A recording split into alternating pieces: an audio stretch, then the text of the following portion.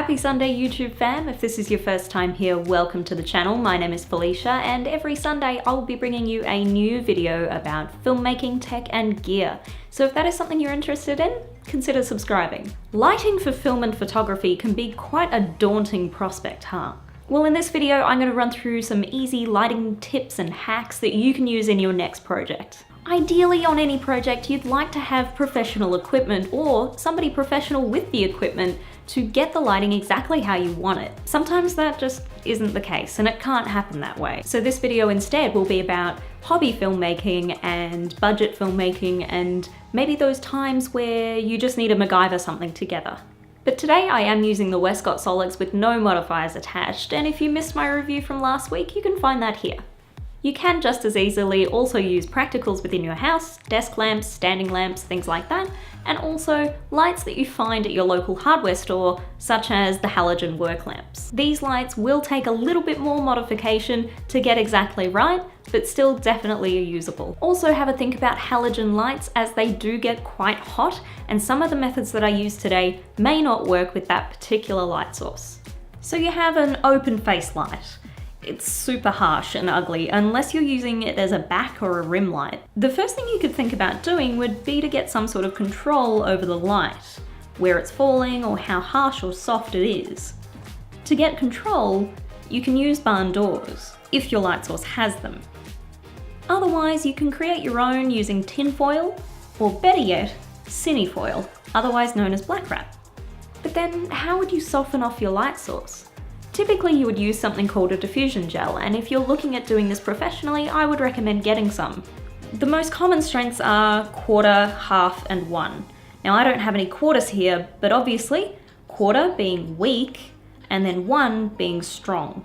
But then if you don't have any diffusion, don't worry, you can also use household objects to get a similar effect. Perhaps you could use baking paper, a white plastic bag, a white sheet. These are just some of your options. But please remember, safety first. If you are using a light that does get quite hot, like a halogen light, I would recommend not putting anything right next to the light, as it could heat up and catch fire. If that's the case and you do have a light that does get quite hot, there are other methods of diffusing it. You could try bouncing the light, bounce it off a wall, or if your wall is maybe not white or a neutral color, you could use white linen, even tin foil. Play around with the positioning of these to get the angle just right. You could even do something called wedge lighting, which is bouncing a light through diffusion to create an incredibly soft light. My next little tip is use of practicals. There is nothing more authentic than using a practical light to get a natural look. Practical lights are lights that are in shot that are still producing light for your shot. Not only can you use practicals for close-ups, because they can make some really nice eye lights, but you can also use these lights to create depth or pockets of interest, if you will. When lighting a scene, I like to think about different places that I can put practicals, whether I can hide them behind something on a shelf or directly behind an object. This draws attention to the object, or at least outlines that it's there, but it doesn't affect the lighting of the overall image. For that sort of stuff, you can use desk lamps, fairy lights, and torches. In this example here, I've used torches and wrapped them in colored gels.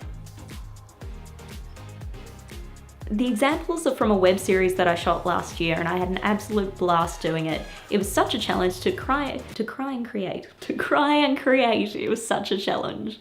It was such a challenge to try and create something with as minimal lights as possible, because often we had to move on quite quickly. But for larger scenes like this one, we did have to use multiple lights to create those pockets of light and get the depth in that location.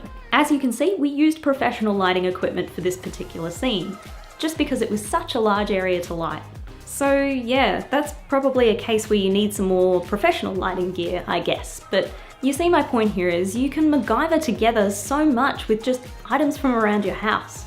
You don't necessarily need the professional equipment to get something of a similar effect.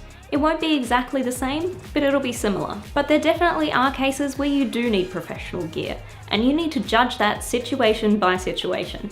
Thank you so much for watching. If you enjoyed that video, please give it a thumbs up, and if you would like to see more of my face and maybe enjoy some more videos about filmmaking, tech and gear, remember to subscribe, and I'll see you next Sunday.